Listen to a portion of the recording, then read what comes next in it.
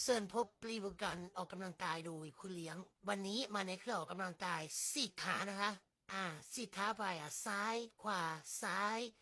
ซ้ายขวาซ้ายผลลัพธ์ที่ได้ก้าวขาไม่ออกนะคะ4-1เอาเคียงถัดไปจากเคียงถัดไปเป็นเท่าไหร่ไปเนี่ยปั่นจักรยานนะจ๊ะปั่น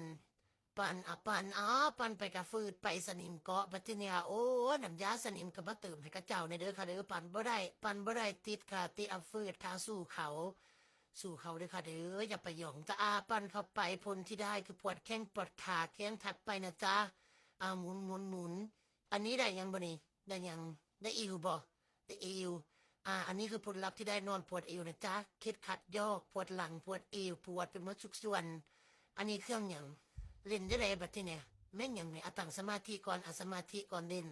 หมุนซ้ายหมุนขวาหมุนอีหยังเราในกายภาพบำบัดบ่กายภาพบำบัดทิ้งเพลงอีหยังมันแม่งหยังเอามันแม่นอยู่ที่เอามันเครื่องนวดดากติ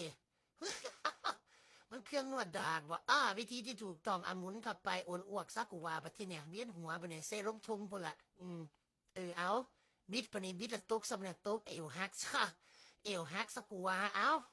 าเฮ็ดกับไปบัดเนี่ยมันแม่นบ่ล่ะมันเด่นจังซี่เจ้าโอ้เอาเครื่องถัดไปจ้าอันนี้เครื่องถัดไปเอาโยกโอเวอร์หลังหักสักกูว่าเอาเอ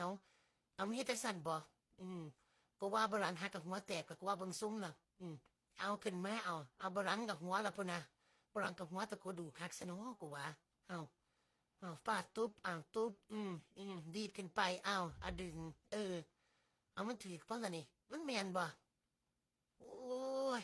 จะมาออกกำลังกายก็สิได้เรียกกันกูไพ่มาทาเนาะบันนี้เนาะกูว่าเบิ่งกันแหน่